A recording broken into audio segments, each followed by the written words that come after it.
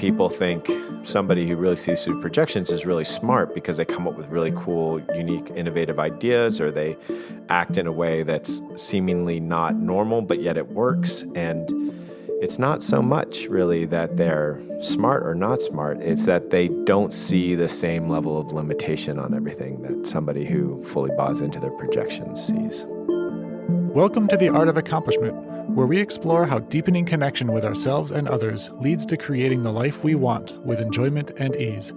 I'm Brett Kistler, here today with my co-host, Joe Hudson. Today we're going to talk about projections.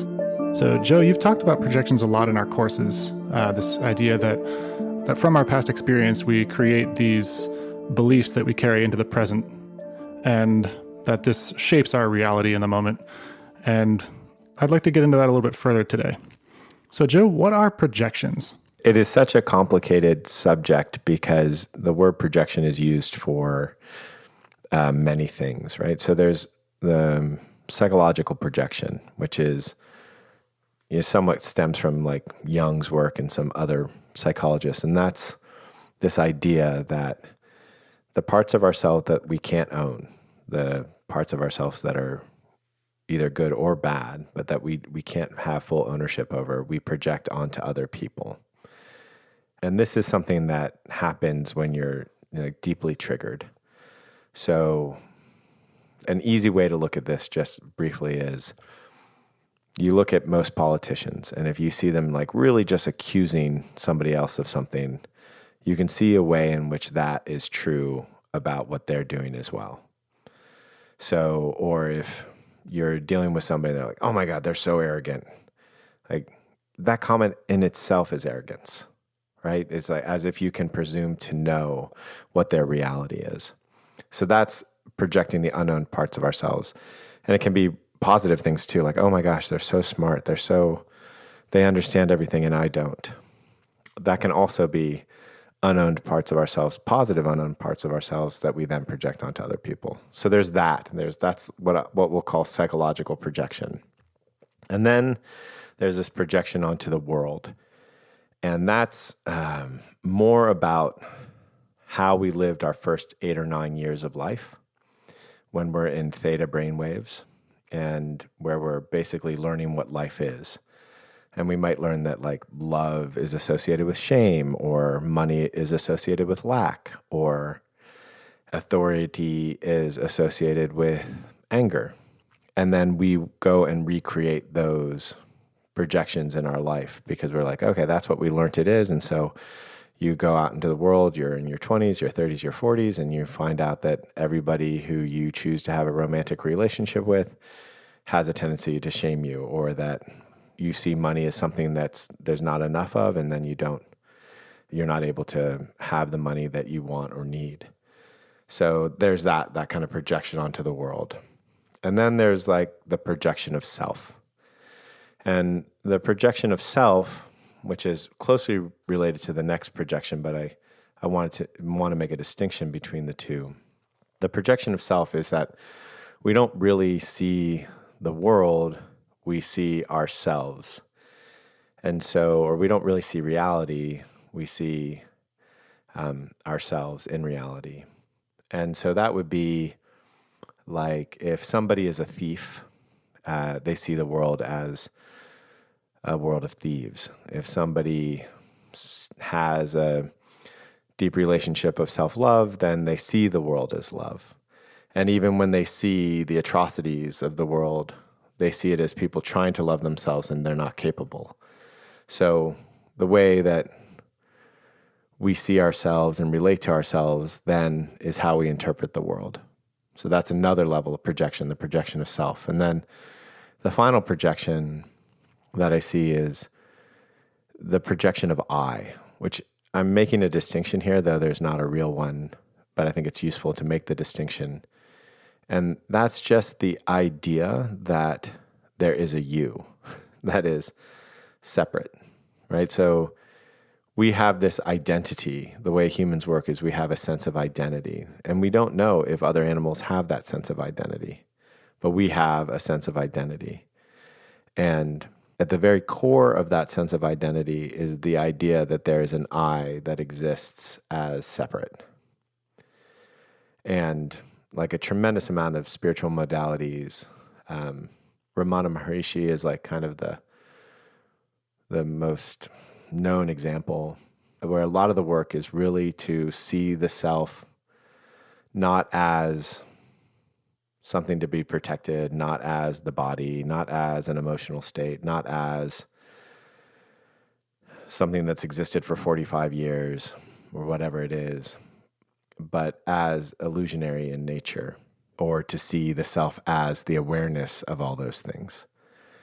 And that's the last way that I think about projection. So it's those four ways that I think about projection. Okay, so yeah, so those four basically are, you've got psychological projection, where you are projecting onto essentially someone else's psychology, kind of making assumptions about their intent or their experience. And in that case, it's disowned parts of yourself that you don't fully want to accept about yourself. Oh, okay. Yeah, and these can be like parts that you judge about yourself, but also parts that you judge about yourself not having. Correct. Like in the case of admiration towards somebody. Yeah, and they can be things that you don't actually see in yourself, right? It's so disowned that you can't even see it in yourself. So if you see somebody as like super brilliant, there's no person I've met that doesn't have their own level of brilliance in some capacity. And so if you see that, admire that, put that up on a pedestal, it's a strong indicator that you can't see it in yourself.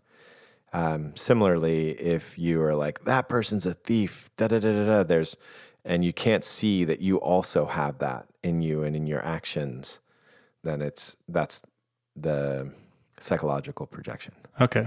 Yeah. So that's the psychological projection. And then you've got the projection onto the world, which is sort of your baked in assumptions about how the world works from your early childhood experience. Yes. Right.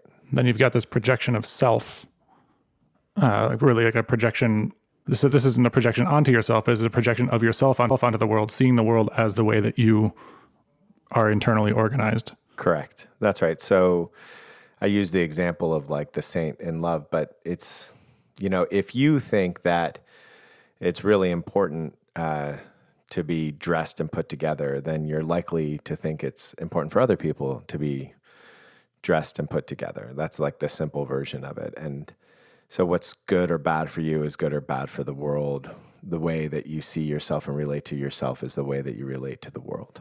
Right. So if it's weak for you to cry, then it's weak for others to cry. Correct. Yeah. Great example. Yeah. Okay. And then the last one is the projection of I, which is you're distinguishing from the projection of self, as this one is more of a like meta projection that you are a separate self from the world.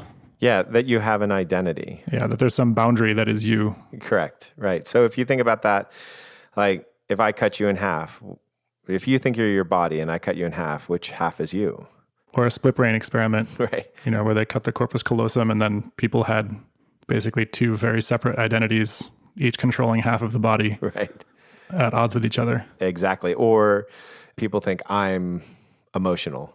Well, you were emotional, but what happens if that emotion just stops? Are you still emotional? Like, is it essentially you? What is essentially you is the question. It's in Ramana Maharishi's language. It's like, who am I? The deconstruction work of almost all spiritual traditions are getting to the basic underlying question of what are you essentially? What is it that you are, that you have always been, that from the moment of birth to the moment of death, what's the unchangeable, immutable part of yourself? Right, which I suppose is really just a process of seeing through projections of the self. Yes. Which changes our experience of the world as we do that. Yes. So as you mentioned emotions, like how do emotions play into projections? How do they interact? When we have big emotions, we learn differently, right? Part of how people brainwash folks is that they create big emotional experiences for them, and then that's what allows them to change habits, right? When we have big emotional experiences, it's when it allows us to learn. So if you want to redefine somebody's idea of themselves or idea of the world, basic training is an example of this. You create these big emotional experiences and then they have a different sense of themselves at the end of it. So emotions are useful in that way, right? And they're evolved to do that. So if I get bit by a snake and I have this big emotional experience and a big physical experience, I am less likely to be bitten by that snake in the future. So what this does is it makes traumatic experiences really key definers of who we are, right? If we've had long-term abuse, or we had a car accident, or if we've been in a war, it starts to define us because it upends our learnings from those early days, and it changes, or maybe it even happens in those early days of life, and so they're really important that way. I think the nuance that people often don't quite get is that oftentimes people recognize when they have big emotions that they are out of control themselves, right? They're either, you could say they're acting in trauma, or you can say they recognize that when that big emotion takes control, they do stuff that they don't want to do. And so the natural movement when they see that correlation is they assume causation, and in that assumption of causation, they say, I need to manage my emotions so that I don't have big emotions, or I need to be in control of my emotions. And what that path ultimately leads to is a level of disassociation. The emotions are still there, they're still moving us, but we disassociate from them, and so they become harder and harder to recognize. And the other way to think of it is to assume correlation, like, oh, these things are together, and my job isn't to control them or suppress them or push them down. It is to learn how to surf them and to love them and to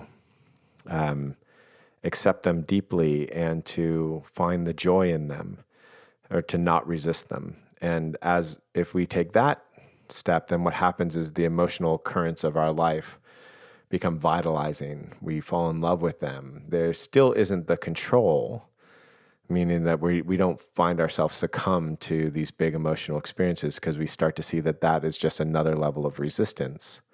But we don't disassociate from them, and we don't stop to see or recognize the massive impact that these emotional currents are having, even if we've pushed them so far down that we don't feel them anymore. If we don't disassociate, we start to recognize that these big emotional currents in our life are more like road signs rather than causation. Yeah, it almost sounds like you're describing sort of a chicken or egg thing with projections and emotions, where the emotions that we have in our early youth, children are very emotional, and that correlates highly with their learning rate and how quickly Yes. they soak up information like a sponge, and they create these projections, and then we carry these projections into our lives and tend to see the world as it was when we were kids, which will then tend to bring us back into those emotions that we had when we were kids. And if we let ourselves feel those emotions and process them, then being in this emotional state can allow us to shift our projections. Yeah, that's exactly it. I would say it's not that we only see the world, we create the world. Right? When we're living in and through a projection, it's not just that we see the evidence that it's true, right? But you also attract the same experiences, right? And you also manipulate events to create the same experience. And on an emotional level, what's happening is that emotion that wasn't allowed to be felt all the way through, that wasn't allowed to move all the way through you, is looking to recreate circumstances so that it can move all the way through you, and then the circumstances stop getting recreated. So that's how it works on an emotional level. Okay, so yeah, then feeling the emotion completely allows the projection to shift into, I don't know, maybe some generalized form, because it seems like a projection is sort of a limiting perception on the world. Yeah, and that doesn't mean that they're bad or good, right? They're just kind of useful or more useful or less useful, meaning like I project onto snakes that they're deadly, right? And now obviously all snakes aren't deadly, and I might find a snake and think it's deadly and jump away, but it's not deadly. And so the question is, what are the projections that are useful, that create peace and joy, productivity, love in our lives, purpose, whatever it is that one thinks that they're after, and what are the projections that create the things that we're not after? And this is why it's so difficult for people to, like, when you're doing the work, when you're doing the deep work, the stuff that was programmed in the early days, right? Like If you were lucky enough to have parents that just deeply loved you and were attuned to your emotional experience and wanted you to feel safe and protected and weren't emotionally trying to cajole you into certain emotions and not other emotions, then it's really easy for you to reproduce that kind of love in your life. But if you didn't get that, then it's more challenging. So it is those early projections that we now, because we have a rational conscious mind, we can say, okay, is that the world I want to live in? Do I want to live in a world where love is conditional or love is shame or love is control? Or do I want to live in a world where love can be different? And we have the choice, and then the work is not just feeling the emotions, but falling in love with them on an emotional level. Intellectually, to be able to just see them, to just identify them can be incredibly freeing. And then to work with them and say, oh, wow, I'm in a projection. What if I take a contrary action? So intellectually, that's that way to work on them. Right. So it also sounds like falling in love with the projections is part of this path too, because I've definitely seen and experienced in the process of discovering that projections exist and that everybody's doing them, there can be a process of like, oh, I've identified a projection. That's bad. Right. Like projections are bad, which is just another way of disowning yourself. Like the only way that you can navigate a chaotic world is to create some kind of sense-making system of projections. Yeah, I've never thought about it as like falling in love with projections, but I think that it's beautifully said. That's right. Fighting against your projections is only a way that increases their stability. Yeah, it's like I imagine like going bird watching, but you don't like birds. How many of them are you going to find? Right. Like if you love finding a projection, it's like, oh wow, I'm projecting right now. Cool, that might be useful. Right. Also, it might be useful to do it a little bit differently or to experiment with it a little bit. Yes, and it's great because that's when you say how many birds will you find. It's like proof. So for instance, if you talk to somebody and you say, hey, tell me about a trauma that you had. And let's say that their trauma was that when I was a kid, I had a dad who would always yell at me. And the lesson that I learned was that I had to be quiet to not get yelled at. Let's keep it simple. And so that's the data that they picked up. The data that they didn't pick up was the ways that they still asserted themselves even by not speaking up. They didn't learn that, wow, I can survive a tyrant in my home. Not that I have to, but I can. The information that they didn't pick up was that mom was actually loving me the whole time. Or I didn't pick up the information that dad did love me from time to time and that there was kind of this love that was available. So what's interesting is our brain is adapted to pay more attention to the negative things. And so oftentimes, one of the ways we recreate these things is to only see the evidence that supports the pattern, the projection. So what is the practice then of becoming more aware of these projections and re-engineering them? I mean, it's different for the different levels of projection, right? So in the psychological projection, like everywhere you're triggered, you're projecting an unowned part of yourself. It doesn't mean that you shouldn't be triggered. It doesn't mean that you're not right. It just means that you're also projecting it onto somebody else. So every time that you're triggered is a great example of how you are projecting a disowned part of yourself, or any way in which you idolize somebody, you're projecting a disowned part of yourself. So that's a good way to work on the psychological projection. The projection on the world is just a really easy thing to do is just like list out 10 things that are important to you, like money, love, authority, decision-making, whatever they are. And then ask yourself, what was the essential learning you had from your childhood about money and love and authority? And notice how you're recreating those things, right? And notice how you're manipulating the world into it. And I'll give you an example in a second here, how you're attracting it, and notice how you're proving it. So an example of this is, just like almost everybody at some point in their life, you keep on dating the same person with different names. And so I used to attract or create this world in which I was going to be emotionally abandoned. So one of the things that did was I attracted people who were more likely to emotionally abandon me, right? And I was attracted to them. The other thing I did was I manipulated the world to do that, right? So when, I felt unheard, instead of saying, ouch, I feel unheard and I'd really like to be heard, gotta get angry. You're not hearing me, because I was in my trauma. And then that, of course, would push them away even further.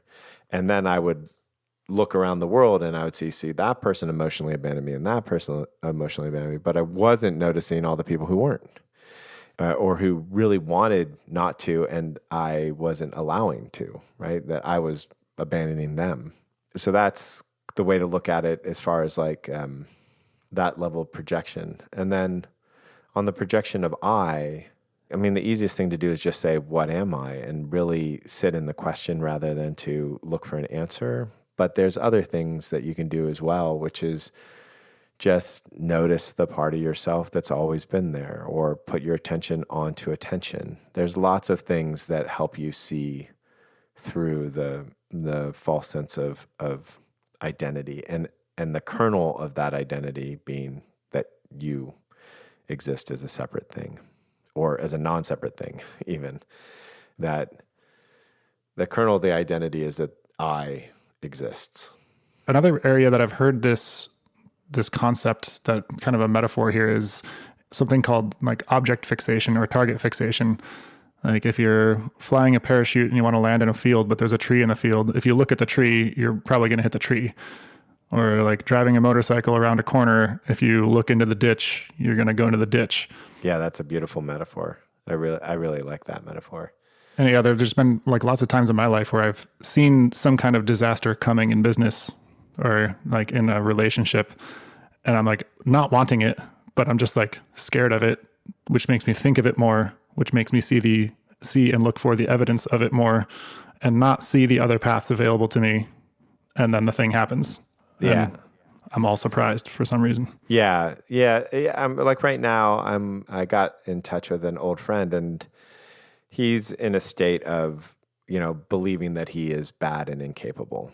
And so you can watch this reality that he's living in create itself, right? So he needs to do something at his job, and he doesn't want to feel the anger of his boss, so he doesn't do the thing that he needs to do to make sure that the job is done right, because he's trying to avoid the anger. And then by not doing the thing he needs to do, he's got more evidence that he's bad and incapable, because he's trying to avoid the feeling of being bad and incapable by being yelled at by his boss, right? Like, so that's how the whole thing moves. It's like, as we see ourselves as a certain way, subconsciously or consciously, we're recreating that over and over and over again. Right. So then that's how this ties into this like projection of I, sort of being the base level projection of all of these, really. Because the more you see yourself as any certain thing defined by any particular characteristics or identity, then that's going to set the context for the projections you're going to have in your relationships and in the world and upon yourself. Yeah, that's right. Unfortunately, even if you see through the I, it doesn't really resolve the emotional stuff, right? So you can have a lot of cognitive freedom. You can have a lot of intellectual freedom when you see through the personal I, when you have that kind of awakening. But it doesn't change the emotional experience of stuff. In fact, it can make the emotional experience harder to access, because it starts operating at a more disassociated way, or in a lower level way, harder to recognize way. So the freedom of the intellect is great, but it's far more productive to meet it with the emotional freedom as well, with the loving of all the experiences all the emotional experiences that are happening. Yeah, that's really interesting to me. Because like I'm very intellectual, like, I don't know, heavily weighted on the intellectual personally. And so like the more I start to recognize some of my own projections, they can easily just become a way to be not good enough. Because I'm like, oh man, I'm still living in this. I don't know how to get out of this particular projection, but I see it, but I'm frustrated by it now. So then there's this layer of frustration as an emotion to feel on top of whatever emotion is driving that projection to begin with. Yeah, that's one way it happens. Another way it happens is that the emotional scenery becomes more and more in the background, but it's still driving you, right? Because I know we've talked about this, is that, we can't make decisions intellectually. All of our decision making is emotional. Like if you remove the emotional center of a brain, then a person ceases to make decisions, even though their IQ is still operating at the same level. And so the emotions are still moving us, but they've become so far in the background. And there's this kind of way of saying, well, nothing is real, nothing is true, there's no I. And yet all these emotional decisions are still happening. And still there's like this level of drama and chaos in life. Even if you go and move to a monastery and, it's still there. What then is the way to, take the information from this episode and understanding this existence of projections, become more aware of them, and use that as breadcrumbs into the emotional experience underlying them? On the intellectual level, I think the underlying problem that people experience when they start to recognize projections is they will be confronted with the reality that everything is a projection, that there's nothing that we see or do that isn't a projection. And so if you want a direct experience of this, like just look at a tree. It's better if you look at it like a living thing and see it as a tree. This is a tree. I see that's a tree. And then see it not as a tree. See it as like, oh, this is just this thing that's in front of me. No label, no projection, no need to identify, classify, and just be in the presence of the tree, right? This is when people talk about deep presence, this is what they're talking about, is to have a moment or two without like the projection operating at full speed. Not that it's not always operating, not that it's not accessible to us at any time, but to really just be in what is in this moment without any of the labels and stuff. And you can get that really direct sense of being more in projection and less in projection. So the issue that arises, like I was at least trying to say, was that at some point you see the whole world as a projection, the whole thing. There's no thought that you can fully trust. There's no emotional experience that you can fully trust. There's no body sensation that you can fully trust. It doesn't mean you can't trust it, but it is literally like the world becomes a kaleidoscope. And that's some scary shit, because if you interpret it as I'm out of control, oh my God, it's a kaleidoscope. Now I don't know what to do. I'm out of control. It can be very scary. It can be something that you really, really want to avoid. And so the idea of projection itself is something that often people will accept and embrace very slowly because they have to confront this thing. And if they do it really quickly, it's just really important. If you really can all of a sudden just see, oh wow, this whole world is a projection, it's really important to see that essentially that's not going to stop you from operating at any level at all, right? Mm-hmm. It's like, it just is what is. And there's this huge freedom to it. There's just like, oh wow, I don't have to take anything seriously. And yet I can still enjoy myself, and yet I can still have purpose, and yet I can still be productive. But I can take everything with like this lighthearted joy that comes about. So that's the intellectual issue, is that at some point you come across this idea that everything's a projection, and you're like, oh crap, there's this fear. As far as the emotional part goes, it's kind of different for people who haven't had the kind of identity of self switch to awareness or to the infinite, and those who have had that switch happen. If the switch hasn't happened, then leaning into your emotional states, loving your emotional states, inviting your emotional states, seeing that the emotional states when they're out of control is just another form of resistance, allowing them to move through your body, looking forward to them. That's the work. That's the really powerful work. Mm-hmm. If it's afterwards, that's the same work, but you have like another step on top of it, like kind of a step for the before, which is to dig them out. It's to really deeply go in and look for the most nuanced little emotional shift and plumb the depths of that and almost magnify it. One of the people who taught me about this stuff, he used to work with monks, and I think he worked with like Trappist monks and Tibetan monks and all sorts of monks. And he said, when I do the work with them, it's like dragging them back into hell because they have to go back into the emotional experience that they had, pushed so far into the background. And when that's happening, the thing is that you see people who have that peace, but without the joy, when they have that like calmness, but they don't have like the exuberance of life, like if they don't laugh easily, and that's a pretty good indicator that the identity has shifted, but the emotional experience has been suppressed. Yeah, so a lot of this conversation is reminding me of this. There's kind of like a psychological test that can be conducted where you think of an object and then you have like 10 minutes to write down how many uses for that object you could think of. Like, let's say for a brick, you might if like your projection would be that this is a brick, it is used for masonry, and you could build a wall with it. But the more you start to see the brick just as an object, as just something that's not a brick, then you could start to see other purposes for it, like a counterweight for an elevator, or you could break it into sand and make Play-Doh out of it, or a million other uses. And I think the same thing can be true for an emotion that like a projection might come from. We might be like, oh, I'm angry. That means somebody else has wronged me and it's their fault.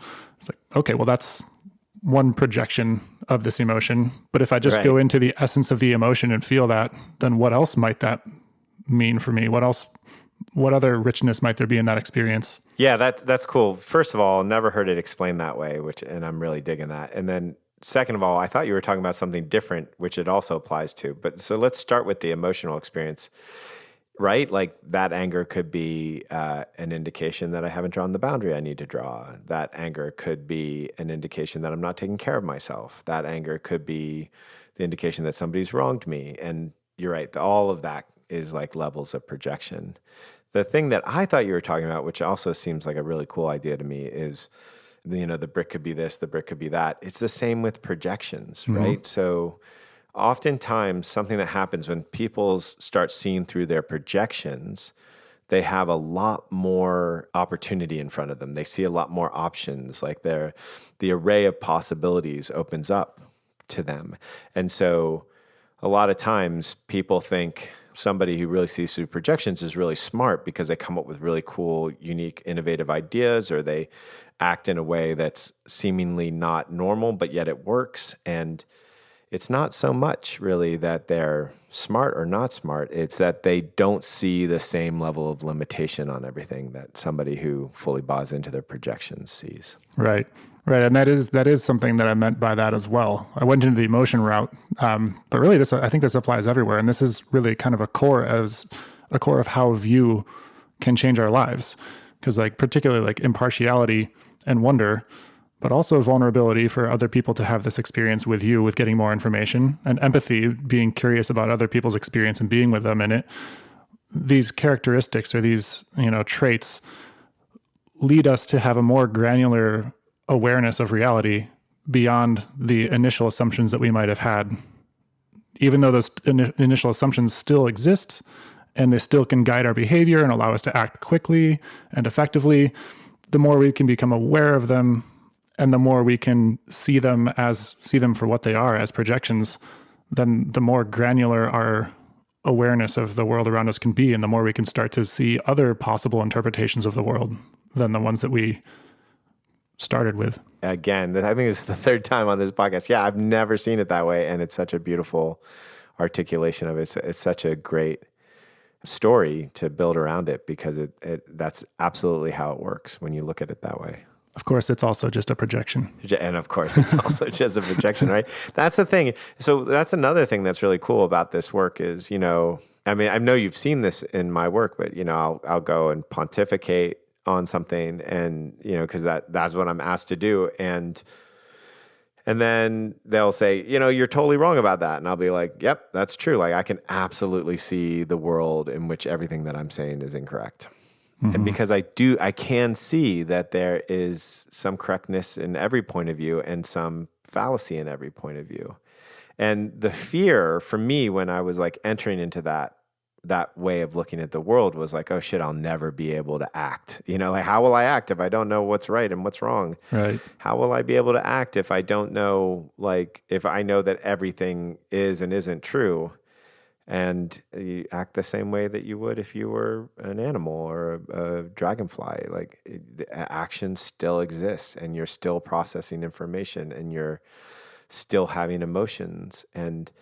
But what happens is you start choosing the projection that serves you best, the projection that allows for more freedom, that allows for more love, that allows for more joy. And you start choosing it, but you can't stop seeing through it. You just realize at some point, like, if all of it's true and not true, then I actually just get to be who I am, who I want to be. Yeah.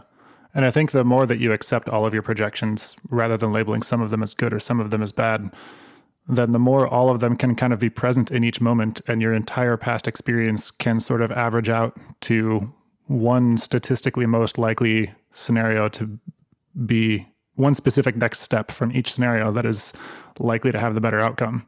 But nothing is guaranteed. Yeah. And you don't really give a shit if it's guaranteed or not, because whatever shows up in your field, it's not resisted and it's not labeled. It's like, if I was to choose, hey, do I want to go to prison and love myself, or do I want to stay out in the free world and hate myself? It's like consequences become less important than the actual freedom to see yourself in the world in a way that is enlivening, that is joyful. Yeah, this seems like a great stopping point for this episode. Do you have any integration questions for us, Joe? So one question that arises is, if you write down 4 of the things that trigger you most in the world, in what ways are you judging or disowning that part of yourself? In what ways are you judging or disowning that part of yourself?